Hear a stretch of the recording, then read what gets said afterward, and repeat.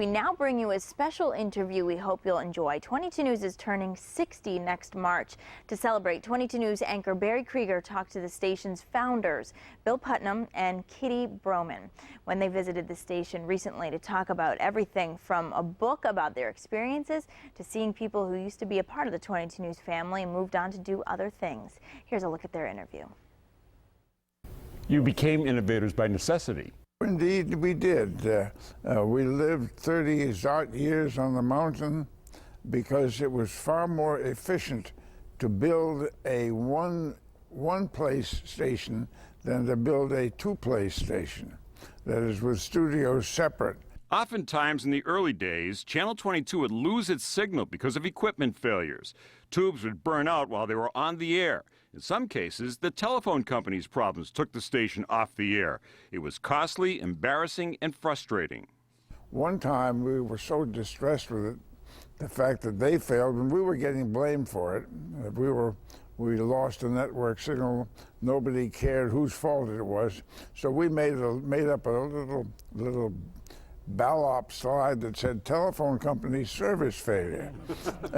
And we put that up when the telephone company service failed. They didn't like that.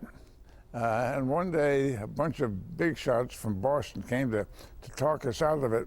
And George Townsend said, "You want us to put the bell on it for you?" They didn't think that was funny either. But they went away growling about how something should be done about people like us. And what was done was that they put in a backup microwave transmitter. Well, that was an early indication of the power of television. You were bugging them with your television signal, letting them know that they were to blame. Bill calls it free advertising.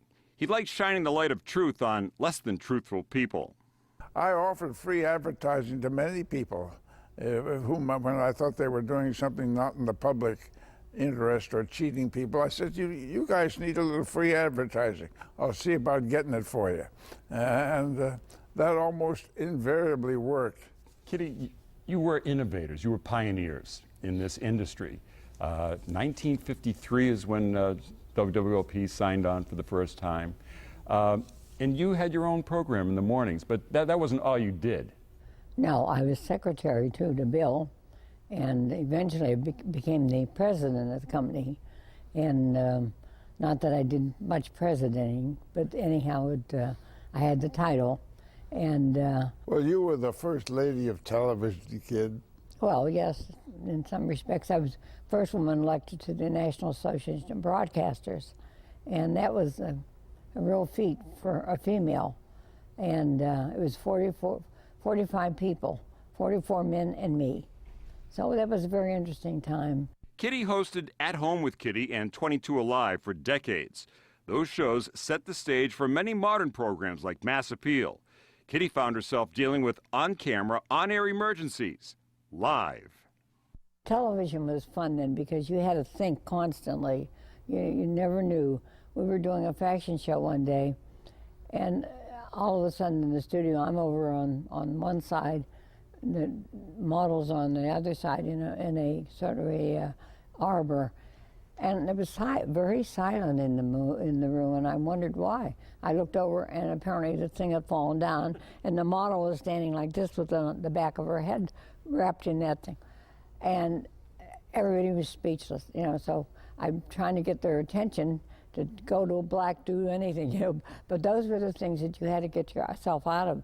There was no taping. I have to say, I haven't seen you in maybe 26 or 27 years.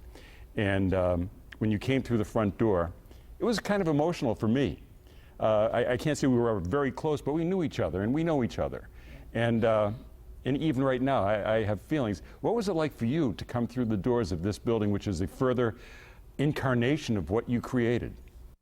Well, the building in particular, it's just the building, but seeing the people, I felt almost teary. All the old folks that I knew for so long and worked with for so long. The only person I recognize is today when we tune in, hearing Al Leibman's voice, still the voice of our station. Yeah. Very reassuring. However, I noticed that when I stopped doing editorials, nothing seems to have happened in this town. Mo Jones went and died before the police were able to find out who trashed his car. Nobody has found that out. It's still a mystery. Here we've been going for 25 years, and that mystery hasn't been solved.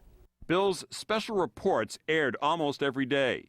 Bill thought it was very important to have an editorial presence on the air. It was his vision.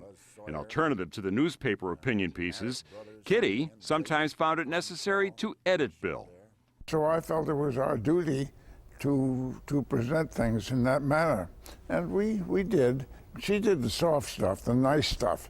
And I was the heavy. I don't mind being a heavy. I'm still a bit of a heavy. I'm still trying to keep him out of trouble. I never could do it. How's that working? No, no better than it used to. Occasionally I'd go down and take an editorial off when he was away, and the boys would come up and tell me, take a look at this. No, you're not going to run that. So we'd take it off when he'd come back, and he said, how did it go? It didn't run. Oh, then I was in trouble. But I said, all right, you can argue with me, but you're not going to put that back on. But we had a good relationship in that, I'm more conservative, and he likes a fight. So, we balance one another in some respect. Kitty says she was pressed into service to host the morning lifestyle show. The gal who did it just didn't show up one day. I got pushed into it because the gal that was doing it went home. She lived in Boston, and she went back home for a weekend. And so she didn't come back on Monday. Back in the 50s, it was all new every day. Even plastic was a new convenience. It tells you in the book, the first day I was doing chocolate whipped cream in a bowl, and plastic bowls had just come out, and I wasn't that familiar with them. So I'm talking to the camera with the bowl out here and the chocolate whipped cream in here, and I'm going like this, and I must have squeezed it just a little bit too hard. Flew up in the air, down on the floor, whipped cream everywhere. And Live television. Yeah, live television. And Dooryard was on camera, and he goes, "Shh." So I'm thinking he's going to tell me how to get out of this. And he says, Wayne wants to lick the bowl. Wayne Latham was my director at that point. I could have killed him. But those were the things you didn't know. You wrote this book, How We Survived in UHF Television, a broadcasting memoir, 1953 to 1984. There's a couple things here that people don't really understand anymore. UHF and broadcasting, for one thing. Everything's on the cable now, it seems. That's true. Things have changed so much. So we're talking about a 30, 31-year period here. Why did you think it was important to write this book? Well, the publisher asked me to. He'd been begging me for years, because I write a lot of other stuff, or I have written anyway, and he said, what about that? And I said, well, I guess I can get my wife to help me with that one. And so we talked to each other about it, and when she and I started out, she did the typing and I did the talking, the dictating. Then we switched around, and she started talking and I'm typing, both fingers. I never learned QWERTY. I can go like hell with two fingers, but people used to come around the corner of our office and think she was working at the typewriter when it was really me, with both fingers going like hell. Bill and Kitty's book chronicles the challenges of trying to thrive in an environment where many of the televisions didn't receive channels higher than Channel 12, something Bill Putnam made Washington recognize and address. It's a historical narrative of our lives in the television business, starting with building it and all the tribulations we had to go through when we had competition that had an unfair advantage over us, in that all television sets could receive Channel 8 or Channel 3, and only some could receive us. And this was a terrible handicap. Ultra high frequency. Yeah. Until, and then I mentioned in there how we managed to get the FCC to promote an all-channel receiver. And you want to say that you were not an innovator, and obviously you were an innovator, legislatively as well as technologically. Well, I got a call one day. I was out shoveling some snow out in front of the station, and I've seen that. the station blared out this PA system. I had to return to my office. The chairman of the FCC was on the phone. Well, I got back to the office, and everybody said, I bet he didn't like last night's editorial, or words to that effect. And finally, I got to the office, and it turned out he wanted to talk to me about how to make UHF stations more solvent. And when could I come to Washington? Told him, I said, I'll be there in the morning. Bill got emotional and filled up several times during the interview, recalling people he was fond of and who are no longer with us. Well, you know, we've heard from a lot of people about this book. Oh, yeah?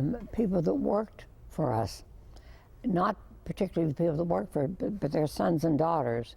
And one young man wrote and said, my father always came home happy from working. He said he loved working at Channel 22, which I thought was a very nice tribute. Newton Minnow wrote me a nice letter. Very nice letter. Say he recalled very distinctly my conversation with him. The one person I regret not being able to read this letter was Robert E. Lee. He was our friendly commissioner, the most friendly. But when Bob Lee decided to retire and not sort of beyond his 4 terms on the commission, I said, you know, that's enough. Time for us to get out of this business too. So I was ready to leave television after Bob Lee retired from the FCC in 1981. It was about that time, after 1981, that Bill started to look for a buyer for his station group, Springfield, Cincinnati, and Salt Lake City. If I got a decent offer, I'd sell, yeah. Well, he wanted to make sure that the people that put money in it would get something out of it. The shareholders, Yeah. I always felt an obligation to my shareholders that transcended my obligation to me, because they were the ones who made it all possible. Of course, I was one of the shareholders, and so was Kitty, and so were many of our employees. And however, there were some bigger ones from outside the payroll that had put up big bucks, and they, of course, enjoyed a large capital gain when we decided to sell. Bill demonstrated that he still has a difficult time accepting a compliment, while at the same time showing he's still bound to recognize and outline the truth as he sees it. In this case, the truth involved me. You touched on something, Kitty, that I wanted to pursue, and that's the employees. Literally thousands of people have gone through WWLP over the years, when you were at the head of it and since, of course. You've impacted a lot of lives. If I can tell a really short story, I came to work here in 1982, and there was an ad on the television station. They were looking to expand the news department. And during the interview, I was talking to Keith Silver and Bill Pepin, and I said, isn't this odd that you actually are advertising on the television station to get people to work here? And he said, well, we work for a man who is kind of a different thinker. And he believes that if you hire somebody from the community, they'll stay a while. And 30 years later, I'm here. Your instincts are very good, Bill. Well, thank you, sir, but let's not deceive the public. Didn't you get a better offer once and leave us? Yes, but I came back. Well, I know. They may have said, well, we bought a pig in the poke. I don't know what they did to you or what you did to them, but... You know he hasn't changed. And he didn't miss a trick either, did he? No, he doesn't miss a trick. The thing I liked about our employees, Catherine, was the way you and Max Marek, when we would have a company party, you and Max Marek would go around the floor in the polka, Yeah. kicking up a hell of a storm. And I saw Max a while ago, and I wondered how Max is old and tired now, like the rest of us. I said, do you want to see Kitty? And she's out in the car. And Max said, no, I'm afraid I'm too old for the polka. We're happy there. We have another family enterprise, the Lowell Observatory, that was founded by my great uncle. And we're running that family enterprise now. and it's very rewarding in its own way. You'll hear much about us in the future on the Discovery Channel, which is not, of course, part of this game. Bill and Kitty are now the stewards of the Lowell Observatory in Flagstaff, Arizona. The Lowell Observatory is another family enterprise named for Bill's great uncle, and they welcome visitors. Well, you're welcome. We'll take you in. Yeah, we'd love We'll to. take anybody in, any old friends and old employees. Occasionally we see one or two. We hear from them.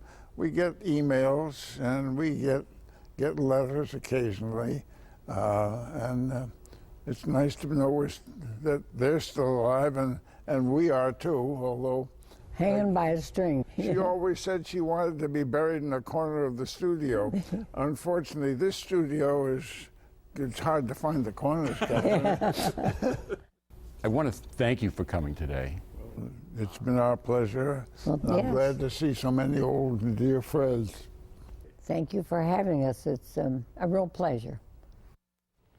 Well, we hope you enjoyed hearing from our station's founders. We certainly enjoyed putting that together. You've been watching 22 News in Focus. That is our program for today. I want to thank everyone at home for watching. Thanks to our guests for joining us today. And from all of us here at 22 News, we wish you a wonderful Sunday. Take care.